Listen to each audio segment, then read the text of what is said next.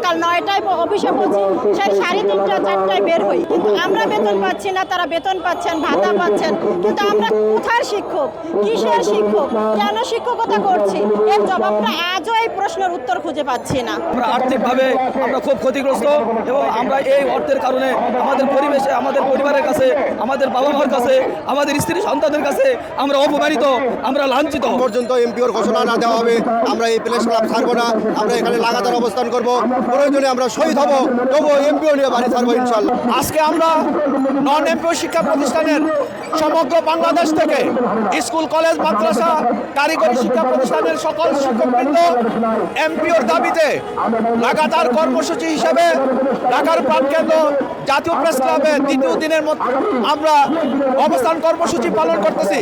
আমাদের সমস্যা না, আমাদের হচ্ছে একটা ঘাতক ব্যাধি, যেটা হচ্ছে নন এমপিও।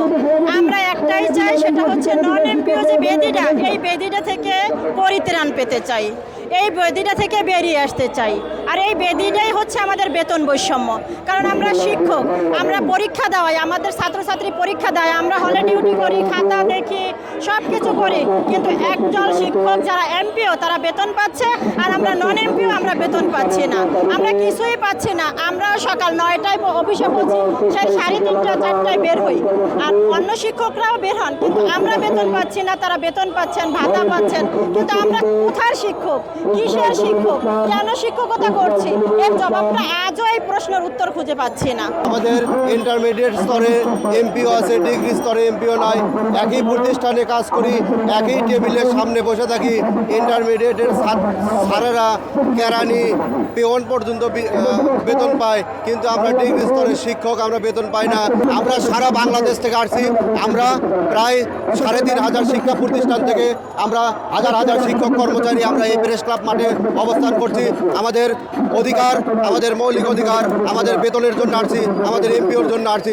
যতক্ষণ পর্যন্ত এমপিওর ঘোষণা না দেওয়া হবে আমরা এই প্রেস ক্লাব ছাড়বো না, আমরা এখানে লাগাতার অবস্থান করব, প্রয়োজনে আমরা শহীদ হব, তবুও এমপিও নিয়ে বাড়ি ছাড়বো ইনশাল্লাহ। অনুষ্ঠানে আমরা চাকরি করে আসতেছি, আমরা শ্রম দিচ্ছি, কিন্তু আমরা পারিশ্রমিক কোনো কিছু পাচ্ছি না।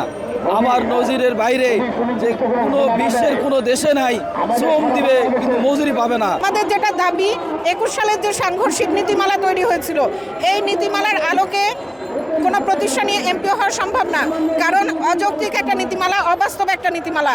আমরা এই নীতিমালা বাতিল চাই। বাংলাদেশের নাগরিক হিসেবে আমাদের যে মূল অধিকার, আমাদের বাঁচা মরার যে লড়াই, আমাদের সেই অন্যের অধিকার আমরা ফিরিয়ে চাই। এই জন্যই আমাদের এই যে সকল প্রতিষ্ঠান সরকার একাডেমিক স্বীকৃতি দিয়ে রেখেছে যোগ্যতার বলে, সেই প্রতিষ্ঠানগুলোর বেতন চালু করে দেওয়ার জন্য সরকারের কাছে আমরা বিনীতভাবে অনুরোধ করছি।